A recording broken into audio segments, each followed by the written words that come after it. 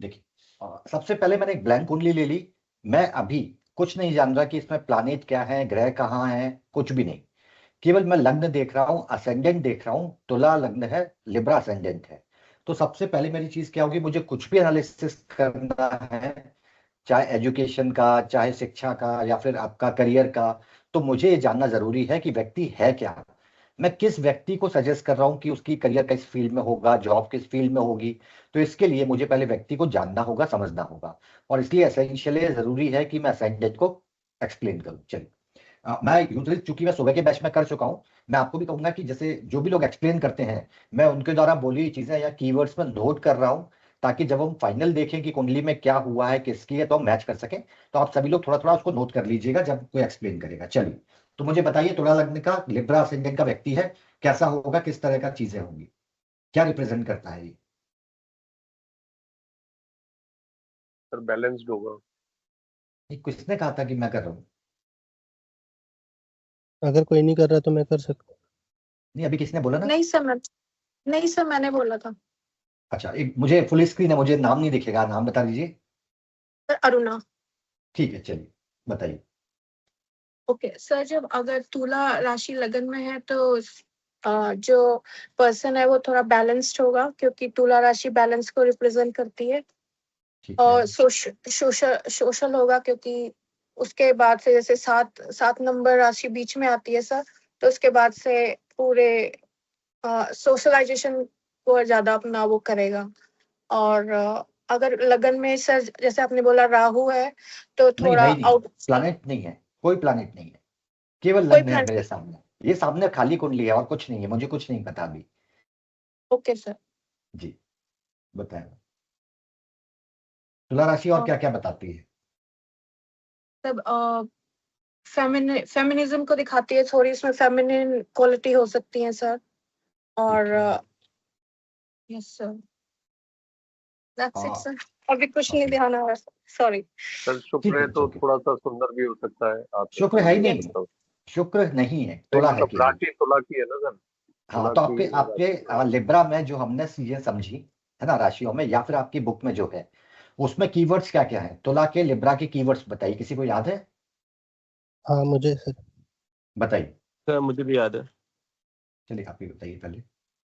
मुझे नाम नहीं दिख रहा एक्चुअली, जो पहले बोले वो बता दे, क्योंकि मैं भी इसको मिनिमाइज कर दूंगा, फिर मैं डायरेक्टली लूंगा क्वेश्चन।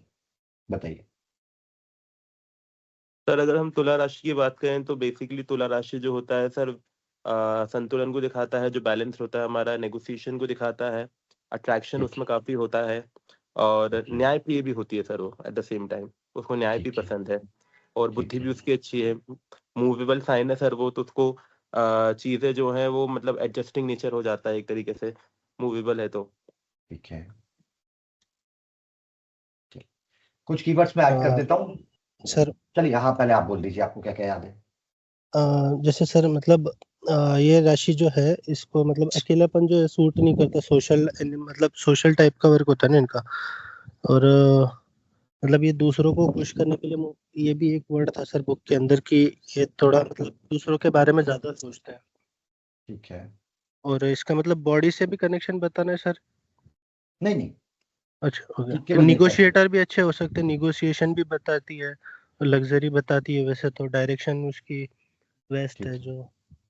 चलिए, तो मेन कीवर्ड जब मैं देखता हूँ कि एक तुला लग्न का व्यक्ति मेरे सामने है, मुझे इसकी कुंडली देखनी है, चाहे वो एरिया कोई भी हो, तो मुझे जानना है कि व्यक्ति कैसा होगा। तो बैलेंस एक वर्ड है, यानी कि संतुलन। दूसरा कीवर्ड है जो हमने पढ़ा लिब्रा तुला के बारे में, वो है जस्टिस, यानी कि न्याय। सोशल जस्टिस, सामाजिक न्याय, ये हमने पढ़ा हुआ है। मूवमेंट, यानी कि चर राशि, यानी स्थिरता पसंद नहीं है, रुकना पसंद नहीं है, निरंतर कॉन्टिन्यूटी, वो चीज इसका फीचर्स है।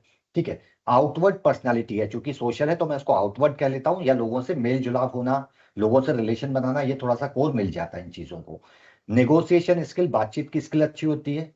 डिप्लोमेसी एक और कीवर्ड है, ये हमने क्लास में भी पढ़ा है ना, कि सेवेंथ हाउस को जी अपने सर। कालपुरुष कुंडली में और तुला राशि को हम डिप्लोमेसी का कारक भी मान लेते हैं। ठीक है। लग्जरी का कारक है अपने आप में, इन चीजों को रिप्रेजेंट करता है। तो बैलेंस है, सोशल जस्टिस है, नेगोशिएशन स्किल अच्छी है ना, आउटवर्ड है, लोगों से मिलना जुलना। अब चूंकि राशि नंबर 7 से 12 का हमने एक और चीज पढ़ा है कि ये राशियां आउटवर्ड निकलती हैं, बाहर की तरफ निकलती हैं, ये भी हमने समझा है ना। दृश्य हाप, अदृश्य हाप, विजिबल, ये 1 to 6 और 7 से 12 तक, ये हमने समझा था। तो आउटवर्ड टाइप की राशि है। ठीक, ये आपने कीवर्ड्स निकाल लिए, तो यहाँ एक आइडिया लग जाता है कि ये व्यक्ति किस तरह का होना चाहिए। ठीक है, चलिए, मरकरी किसके पास था? अच्छा, उससे पहले अब मुझे फर्स्ट हाउस को अगर एनालाइज करना है तो मैंने अभी तक क्या किया, मैंने असेंडेंट के कीवर्ड्स निकाल के ले लिए मेन कि ये चीजें यहाँ पे होती हैं। अब मुझे बताओ पहले भाव में कौन कौन से प्लैनेट्स हैं? मरकरी मैंने किसको दिया हुआ है? मुकेश शिवरे। जी मुकेश जी। तो हाँ सर, अभी पहले ये बताएं कि मरकरी। नहीं, मरकरी बाद में। फर्स्ट हाउस में कौन कौन से प्लैनेट हैं, ग्रह कौन से हैं? सर फर्स्ट हाउस में आपका शुक्र है, बुध है, मंगल है, और जी ये तीनों ही हैं, गुरु का भी इन्फ्लुएंस है। चलिए, क्या मैं इन चारों ग्रहों को स्टडी करूंगा पहले भाव के लिए या नहीं करूं? पहले भाव के लिए सर, यदि व्यक्ति के जो नेचर है वो किस तरह का व्यक्ति है, उसके लिए चारों को स्टडी करना पड़ेगा। चलिए, मैं नहीं करूंगा। ठीक है, नहीं जब भी हम करेंगे, बहुत सारे ग्रह देखते हैं तो हमको लगता है हमको सबको पढ़ लेना पड़ेगा, ये बहुत मुश्किल हो गया, 3 ग्रहों की युति हो गई, बहुत आसान सा सिस्टम कर देता हूँ। भाव मध्य क्या है इस कुंडली का? भाव 12 डिग्री मध्य है 16 सर मिनट। अपना 12 डिग्री 16 मिनट, राइट। 12 डिग्री का भाव मध्य है। जो ग्रह भाव मध्य के पास होगा वो इस भाव में मान्य होगा। जो इसके 12 डिग्री से यानी 24 डिग्री से ऊपर चला गया, 24 डिग्री के आसपास या उससे ऊपर है, सिर्फ एक मरकरी के लिए मरकरी को पढ़ेंगे। एक सेकंड मैं बराबर कंप्लीट सर। कर लूं, एक सेकंड। तो इसका मतलब है कि मंगल की डिग्री कितनी है आपके पास? अगर आप देखोगे 26 डिग्री का मंगल है। 26, 12 राइट। डिग्री से 26 डिग्री की दूरी है 14 डिग्री। तो मेरे लिए पहले भाव में मंगल है ही नहीं, मैं व्यक्तिगत रूप से इसको नहीं देखूंगा पहले भाव में। अब मैं आता हूँ शुक्र पे। शुक्र की डिग्री है 24, ये भी 12 से थोड़ा सा ऊपर है। ठीक है, तो मेरे लिए, और मरकरी बुध जो है वो उसकी डिग्री है 11 डिग्री। भाव मध्य आपका 12 डिग्री का। मरकरी बुध वो ग्रह है जो पूरी तरह से इस भाव पर अपना प्रभाव डालेगा। बाकी शुक्र और मंगल मेरे लिए वास्तविकता में फर्स्ट हाउस पे बहुत महत्व नहीं रखेंगे। तो इसका मतलब मुझे अब युति से छुट्टी मिल गई, मुझे नहीं पढ़ना कंजंक्शन 5 ग्रह, 8 ग्रह, 10 ग्रह का। मुझे तो ये देखना है जिस भाव की मैं बात कर रहा हूं वहां किसी का इन्फ्लुएंस है या नहीं। जिसका है केवल उसकी बात करूंगा, बाकी सब मैं कॉलम से हटा दूंगा। इसीलिए मैंने आपको शुक्र और मंगल किसी को असाइन नहीं किए। कारण क्लियर है कि मुझे जो हाउस एनालाइज करना है उसमें कौन सा ग्रह है। तो आप बताइए मरकरी क्या करे, पहले मरकरी के बारे में बताइए, बुध क्या करेंगे? हाँ सर, ये बस एक छोटा सा पूछूंगा, ये जो कॉन्सेप्ट है ये अपने सारे हाउसेस पे लगेगा? हर हाउस पे, सब पे। ओके सर, बुध को मैं एक्सप्लेन करता हूँ। अपना असेंडेंट मतलब लग्न में बुध है, तो बुध का इन्फ्लुएंस इस व्यक्ति के जीवन में या इसके नेचर में ज्यादा रहेगा। और कहना चाहिए कि इसकी बुद्धि अच्छी होगी, इसकी बोलने की क्षमता अच्छी होगी, किसी भी चीज को समझना, उसको प्रोसेस करना, उसको व्यक्त करना, वो इसमें जो क्वालिटी जो बुद्धि की है वो अच्छी होंगी। जो तर्क करने की जो शक्ति है या एबिलिटी जो कहना चाहिए, ये तर्क वितर्क अच्छे से कर पाएगा। और क्या होगा, मरकरी अपने आप में नहीं सबका कारक है। पहली चीज क्या है, बुध के साथ में संचार यानी कि कम्युनिकेशन। अपनी बात को दूसरे, हाँ, संचार या कम्युनिकेशन, अपनी बात को दूसरे तक पहुंचाना, चाहे वो लिख के या फिर बोल के। तो यहाँ पे एक मरकरी ये एडिशन देगा। दूसरा फिर है लॉजिक, तर्क का ग्रह है। तीसरा है एनालिसिस, पावर अच्छी होती है। ठीक है, और बुध के साथ एक कीवर्ड जो था वो बताया था कि मैंने कहा था डिस्क्रिमिनेटिंग पावर। डिस्क्रिमिनेटिंग पावर यानी सही गलत। मैंने एग्जांपल भी दिया था कि अगर वर्गो असेंडेंट है ना, एक एग्जांपल, तो उसको साफ दिखता है कि क्या गलत है क्या सही है, चाहे वो बोले ना बोले, चाहे उसके दोस्त हों चाहे परिवार के लोग हों। अगर गलत है तो उसको फील होता है। ये मरकरी के कोर है। मरकरी देता है आपको डिस्क्रिमिनेशन पावर, बहुत अच्छी देता है, सही गलत को स्पष्ट रूप से। और अगर बहुत प्रखर है व्यक्ति तो सामने आके बोलेगा, और अगर इतना नहीं है तो वो हो सकता है केवल अपने तक रख ले, लेकिन उसको समझ आता है। तो एक और चौथी चीज क्या है मरकरी के साथ में, क्या दूंगा, डिस्क्रिमिनेशन पावर यानी कि सही गलत की पहचान। ठीक है, चलिए अब इसी के साथ सोशल भी होगा, सॉरी सोशल भी होगा काफी आदमी, क्योंकि 7 में है और mercury itself is quite social. मेल सर जोल इसको इस तरीके से कहना चाहिए कि इसकी जो बुद्धि है, जो अपना बुद्धि का यूज करेगा वो सोशल वर्क में ज्यादा करेगा, सोशल नहीं, वेलफेयर अब के कामों में अपने। बहुत सिंपल चीज है कि अगर बुध तुला राशि में है, बुध अगर तुला राशि में है, तो चाहे उसका कारक कुछ भी हो, बिजनेस रिजल्ट आएगा किस तरह से, स्वभाव क्या होगा, तुला राशि के हिसाब से। मरकरी सोच अपना सोच में एक सर बिजनेस का भी थॉट नहीं, अभी रहेगा। अभी बिजनेस का थोड़ा सा साइड में रख रहे हैं, अभी मैं नहीं, बिजनेस करियर की वैसे बात नहीं, करूं। एक सोच होगा, मतलब जिसको कहते हैं ना कि मैं उसकी बात कर रहा हूँ कि लेन देन वाली सोच होगी उसकी। चलिए देखते हैं इसमें वास्तव में, जब इस कुंडली देखेंगे तो समझेंगे कि क्या है। तो अभी हम लोग मरकरी के जो भी नेचर निकलेंगे, उस नेचर में आप मुझे बताओ, तुला राशि की जो मैंने चीजें पढ़ी, लिब्रा की जो कीवर्ड्स देखे और बुध के जो कीवर्ड्स देखे, इनमें से कौन से कीवर्ड्स बहुत अच्छे से अलाइन होते हैं एक दूसरे से?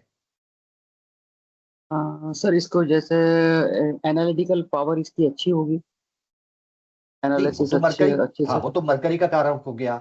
दोनों को मिला, जी वीनस शुक्र, सॉरी शुक्र नहीं, तुला राशि की कीवर्ड्स अभी मैंने देखे, मैं रिपीट कर देता हूँ। बैलेंस यानी कि संतुलन, सोशल जस्टिस यानी कि सामाजिक न्याय, है ना, फेमिनिज्म किसी ने बोला था, नेगोशिएशन तार्किक क्षमता बोली थी, है ना, मूवेबल साइन है, चर ना रुकने वाला, है ना, आउटवर्ड यानी कि ज्यादा सोशल होना, और लग्जरी पसंद करने वाला, और डिप्लोमेसी, ये 7 नंबर के कारक हैं। अब यहाँ पे सर मैंने इसका मरकरी जैसे, बिठाया, तो किस हाँ चीज में क्या रिफ्लेक्ट होगा? सर सर नेगोशिएशन इसका बहुत अच्छा होगा, नेगोशिएशन बातचीत, जो नेगोशिएशन इसका जो होगा वो बहुत अच्छा होगा, बातचीत ठीक है, जो डिप्लोमेट करेगा ये होगा। बहुत अच्छा होगा, डिप्लोमेसी बहुत अच्छी होगी इसकी।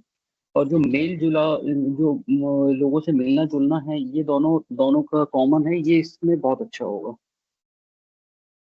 ठीक है।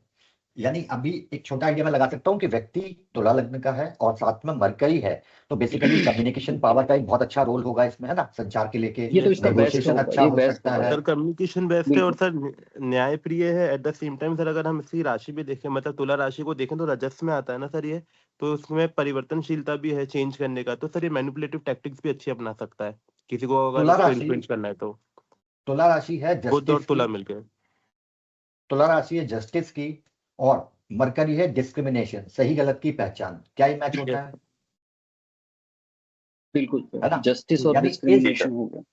इस व्यक्ति को बहुत क्लियर समझ में आएगा गलत सही का चीजें, और चूंकि लग्न आपका तुला है, तो आप थोड़ा सा ज्यादा उस चीज के लिए एफर्ट डालने के काबिल रहोगे। अगर ये लग्न ना हो, मरकरी कहीं और तुला में बैठा हो, तो आप खुद, हो सकता है आपका वो एरिया मान ली 5वें घर में है, तो हो सकता है 5वें घर का एरिया तुला और मरकरी जुड़ा हो, लेकिन हम किस भाव का एनालाइज कर रहे हैं, पहले भाव को, यानी कि व्यक्ति कैसा होगा। तो व्यक्ति अगर न्यायप्रिय है या उसको जस्टिस पसंद है, और फिर प्लानेट ऐसा मिल जाए जो डिस्क्रिमिनेटिंग पावर रखता हो, तो एक जुड़ाव इस चीज के प्रति उसका हो जाएगा, नेगोशिएशन के प्रति हो जाएगा, है ना, सोशल चीजों से, सामाजिक चीजों से जुड़ के रहेगा, है ना। चलिए, अब इसके साथ एक और क्वेश्चन। बुध जो है, मरकरी जो है यहाँ पे, षडबल और उसकी आपके पास लिस्ट अवेलेबल है। षडबल में कैसा है बुध यहाँ पे? सडबल में सर बुध 121% है। अच्छा है सर। चलिए, दिग्बल में? अच्छा है, दिग्बली भी। दिग्बल में दिग्बली भी। दिग्बली भी है। दिग्बली में भी पूरा है सर। पूर्ण इस पूरी दिग्बली है सर, इस एक पूरी रूपस। कुंडली में केवल एक ही ग्रह है जो पूरे दिग्बल के साथ बैठा है, पहली चीज। दूसरा चीज, सर वो जो ग्रह बैठा है वो लग्न में बैठा है, और तीसरी चीज, वो जो ग्रह बैठा है वो लग्न की डिग्री के बिल्कुल पास में बैठा है, इससे पास कुछ नहीं है। ये 3 चीजों का महत्व समझ लीजिए। षडबल में अच्छा है, ग्रह दिग्बल में बैठा है पहले भाव में, और दिग्बल होने के साथ साथ लग्न की डिग्री के सबसे पास है, मतलब बहुत क्लोज। तो क्या मैं कहूंगा कि इस व्यक्ति का मरकरी से बहुत गहन संबंध होना चाहिए और बहुत प्रभाव होना करेक्ट चाहिए, ये करेक्ट कहूंगा। करेक्ट। सब जी सर। एग्री करते हैं इस चीज को? इसके कारण क्या हाँ है, जी। अगर अगर यहाँ पे नीच हो जाता, अगर यहाँ पे अस्त हो जाता, है ना, तो मैं कहता कि नहीं यार, फिर इतना नहीं होगा। लेकिन बिल्कुल सेंटर पे बैठा है, अच्छी स्थिति में बैठा है। चलिए, दिग्बल हो गया, षडबल हो गया। अब बात करते हैं नैसर्गिक रूप से बुध जिसकी राशि में बैठा है, तो बुध के लिए, मरकरी के लिए नैसर्गिक रूप से ये राशि कैसी है? मित्र है या सर शत्रु है? मित्र है वो सर, चलिए, मित्र है सर। मित्र है। तात्कालिक रूप से क्या है? शत्रु। शत्रु। तात्कालिक रूप से शत्रु बुध के लिए शुक्र शत्रु हो गया, यानी कि फाइनल सम रिजल्ट हो आया जाएंगे, सम का। न्यूट्रल। तो सम हो जाएंगे। तो क्या ये बुध के लिए नेगेटिव है, नकारात्मक है कहीं से? नो। नहीं नहीं, नेगेटिव, पॉजिटिव।